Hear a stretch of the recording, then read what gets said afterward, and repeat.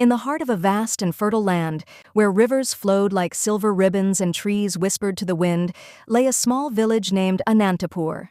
The people of Anantapur were simple folk, living by the rhythms of nature, tending their fields, and worshipping the gods for a good harvest.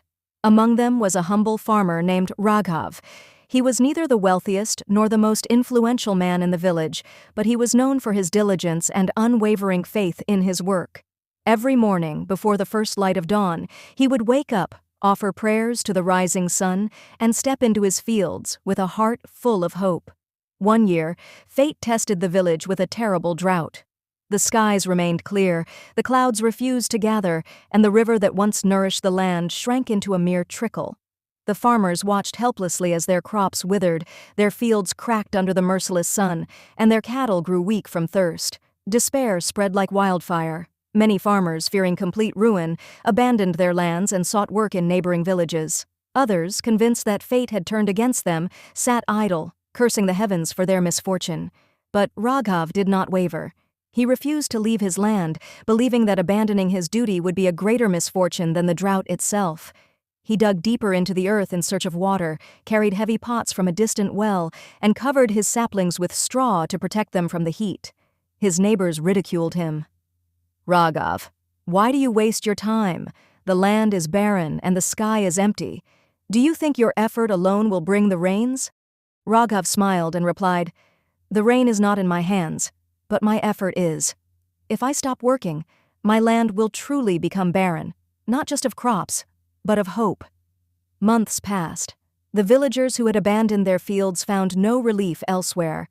The lands they traveled to had also suffered from the drought. Those who had stayed behind but refused to work now lived in hunger. One evening, as Raghav stood in his fields, his hands calloused and his body weary, he looked up at the sky. Dark clouds had gathered on the horizon. The air grew thick, the scent of wet earth rose, and then, with a mighty roar, the heavens opened. Rain poured down, drenching the land that had long thirsted for it. The villagers rejoiced, dancing in the streets, offering prayers of gratitude. But when the rain stopped and the fields were inspected, only one man had a crop left standing: Raghav. Though weakened, his plants had survived because of his tireless efforts. While others had let their fields dry and die, he had preserved life. Soon, his crops flourished, and he had a bountiful harvest while the rest of the village struggled to recover. The villagers gathered around Raghav, humbled and curious.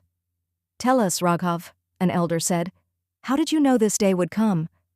Raghav shook his head with a gentle smile. "I did not know. I only knew my duty. If I had left my land like the others, I would have nothing today. But I believed that effort never goes to waste. Whether in the form of crops or in the lessons it teaches us, action always bears fruit."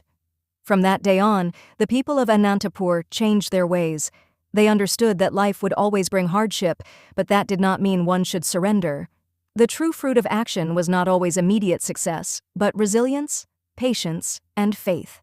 And so, the village flourished, not just in crops, but in spirit. They had learned a timeless truth: work with sincerity and let the results take care of themselves.